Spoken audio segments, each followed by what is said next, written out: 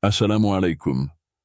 Aujourd'hui, nous allons plonger dans l'histoire fascinante du prophète Houd et de la tribu d'Ad, un peuple puissant qui habitait de magnifiques palais sculptés dans les montagnes. Leur prospérité les a menés à l'arrogance et à l'idolâtrie. Découvrez comment Houd a tenté de les ramener sur le droit chemin et le sort qui les attendait. Restez jusqu'à la fin pour comprendre les leçons que cette histoire renferme. Imaginez un peuple puissant, vivant dans des palais magnifiquement sculptés dans les montagnes.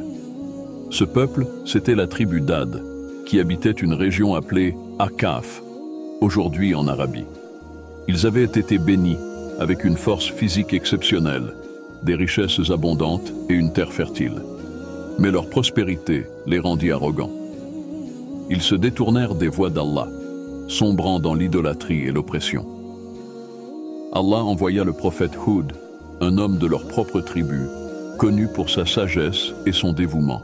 Sa mission était de les ramener sur le droit chemin. Houd leur parla avec passion et sincérité, les appelant à abandonner leurs idoles et à revenir à l'adoration du seul vrai Dieu. Pourquoi adorez-vous des idoles qui ne peuvent ni vous aider ni vous nuire, leur disait-il. Adorez le Créateur qui vous a donné toute cette richesse et cette puissance. Les Had étaient des successeurs sur terre après le peuple de Noé.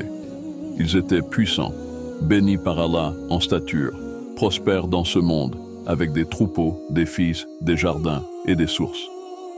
Ils construisaient des citernes et des palais pour démontrer leur richesse.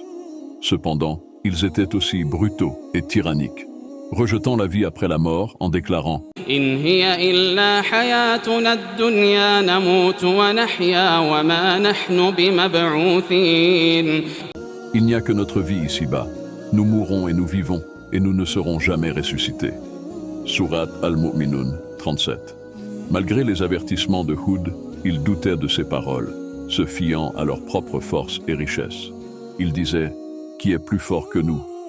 Houd répondit avec calme « C'est Allah qui vous a créé, et c'est lui qui possède la vraie force. » Mais ils continuèrent à nier la vérité. Seuls quelques-uns crurent en lui. Alors Houd chercha secours auprès d'Allah, disant قال عما قليل ليصبحن نادمين. Bientôt, ils seront pleins de regrets. Surat Al-Mu'minun 40. En raison de leur obstination, Allah envoya contre eux un vent furieux, un souffle furieux qui dura 7 nuits et 8 jours consécutifs, détruisant tout sur son passage. Les puissants palais furent renversés et les hommes forts jetés à terre. La puissante tribu d'Ad fut entièrement anéantie, ne laissant que des débris. Seuls Houd et ceux qui avaient le cru furent sauvés par la miséricorde d'Allah.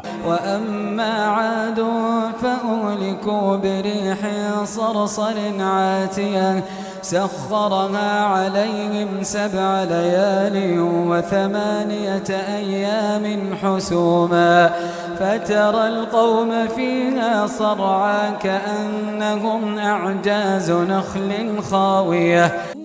Quant aux Had, ils furent détruits par un vent violent et furieux, qu'Allah déchaîna contre eux durant 7 nuits et 8 jours successifs. Tu voyais alors ces gens étendus à terre comme des souches de palmiers évidés. Surat Al-Hakka 6. La vraie force réside dans la foi et non dans la richesse ou la puissance physique. Merci d'avoir regardé cette histoire du prophète Houd. Elle nous rappelle que la vraie force réside dans la foi et l'humilité. Curieux d'en entendre plus sur les prophètes et leurs leçons inspirantes, abonnez-vous et activez la cloche de notification pour ne pas rater nos prochaines vidéos.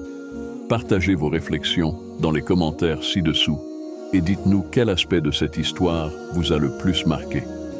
Assalamu alaikum.